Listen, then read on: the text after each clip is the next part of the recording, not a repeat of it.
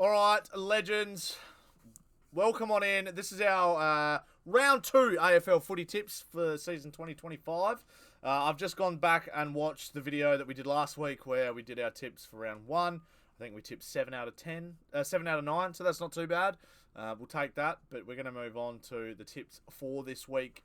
I'm just going to give you my thoughts as to which team's going to win. I've obviously got the AFL website ready to go this time, which is nice. So, yeah, obviously starting with Carlton and the Hawks are round 2 opener at the MCG. Carlton definitely don't deserve this game after their insipid performance last week against the Tigers. Obviously, I got that one wrong, and I think I got the Giants-Melbourne game wrong, but I got the rest right. So, 7 out of 9, I'll definitely take that. We're going to go with the Hawks over the Blues because the Blues are going to have to show us something this week. The Hawks have played some pretty good footy. They beat last year's grand finalist in opening round, and then this week just gone, they've beat a reasonably competitive Essendon side. So I'm pretty happy with how the Hawks are going. They're $1.39, and I think that's probably rightly so. So we're going to go with the Hawks to get up probably by 2 or 3 goals. I expect Carlton to be a lot more competitive than they were last week. I don't think that they're going to be putting up numbers like they did last week. So I think that'll be the go for the first game of the round. I'm just going to move myself over here. So then we move on to Friday night between the Bulldogs and the Magpies. And I think this will be a bit of a good game to watch as well. But I think the Pies should run away with it. I think it's at the MCG again. It's a home game for the Bulldogs at the MCG. Go figure that one out. I think that's pretty ridiculous. No real advantage for the Bulldogs. If anything, it's an advantage for the Pies. It's classified as an away game for them, which is just ridiculous. But anyway, let's get on with it. I think the Pies will get up. Bulldogs still got a lot of injuries. They've got, I think Cleary will be out, and obviously Bontempelli's out for another few weeks. So I think we'll go with the Pies in that one, probably to win by 5 goals. I think they'll be carrying a lot of confidence from last week. Or this week just gone, and I think they'll be hard to beat at the MCG as well. If it was at Marvel, I might say something different, but let's stay with the Pies. We've got the Bombers and the Crows around midday at Saturday at the MCG. So 3 MCG games back to back to back. The Crows versus the Bombers. I'm going to tip the Crows with a big butt. They do not play well at the MCG. Historically, we don't travel well over to Melbourne. To the MCG anyway. We travel well to Marvel, but not so much the MCG. So good for us to get a bit of experience there. Don't know what the weather's going to be like, but I'd expect the Crows, based off their performance against the Saints, to come out and go well against the Essendon Footy Club. But again, they were reasonably competitive against the Hawks, so I could see them still putting up a fair fight against the Crows, and obviously I could see them beating us as well, but hopefully not. Let's move on to the next game at the Adelaide Oval, 3:45 on Saturday. Port Adelaide, who are 18th after round 1 versus the Tigers. This will be a bit more competitive than what the betting odds suggest. $6.70 versus $1.11. I still think Port Adelaide will win convincingly. If Ken Hinkley is good at anything as a coach, he is very good at rallying his troops, and I think his troops will be ready to go against the Tigers. I'm expecting Port to win by about 10 goals.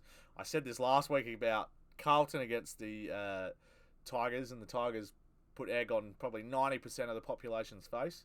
But I think the fact that they got to travel over to Adelaide will make it very hard for them. I don't think they've got a very good record at the Adelaide Oval. So I'm going to tip the Power by about 10 goals to beat the Tigers. And then we move on to the Saints and the Cats at Marvel Stadium. It's 7:05 p.m. It's the only night game for Saturday night footy. And I think the Cats will destroy the Saints. The Saints are $4.10, which I think is generous for them. And the Cats at $1.24, which I think is extremely good odds. If you guys haven't put one on already, I'd be putting one on that because that is extremely good odds. I think the Cats are in extremely good form. They've got some good players. Dangerfield, they've got Duncan, they've got Bailey Smith, Jezza Cameron up forward, some good backs as well. They're a classy football club, and their coach is just top 3 best in the league. So I expect the Cats to get up convincingly, 7 goals over the Saints, and have the Saints never really be in it from the word go. They've got a lot of work to do in the next couple of years to rebuild their brand and rebuild that footy club. You can put out as many sick jerseys as you want, St Kilda, but you got to fucking start putting some good games out in the park. We move to Sunday afternoon, 12:40 p.m. Adelaide time, at the Gabba. The Eagles take on the Lions, and obviously the Lions are $1.02 favourites to $13 for the Eagles.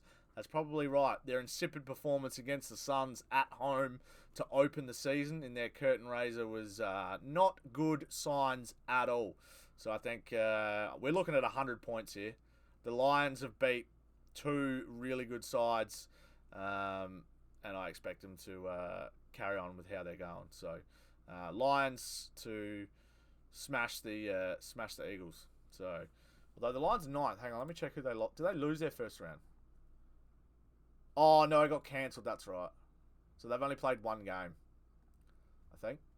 I could be wrong here. Yeah, no, they only played 1 game because the opening round got cancelled. So that's okay. So they're 9th because they've only played 1 game and they only just won by 4 points. We move on. So I pick of the Lions by 100 points. Move on to North Melbourne and Melbourne. Trying to confuse me. Marvel Stadium, 2:50 p.m. my time again. This is Adelaide time. I'm reading it. So for Melbourne, it's probably 3:20. That's going to be a bit more of a competitive game, although Archer will be out this week, obviously, with suspension. That hurts. They're still... the Ds, I just think, will be too classy in the middle. But, you know, North's defenders are pretty good. They've got some gun players back there now. Larkey up forward last week against the Bulldogs, kicking 5, looked extremely good. He's going to be a real problem throughout the year. I'd love to see him win a Coleman. I think he'd be great if they just leave him up there and just let the mids get the ball to him all year. But I still think the Ds will get up by about 4 or 5 goals. I expect North to be competitive again, though. Clarko's not one to take mediocrity for too long.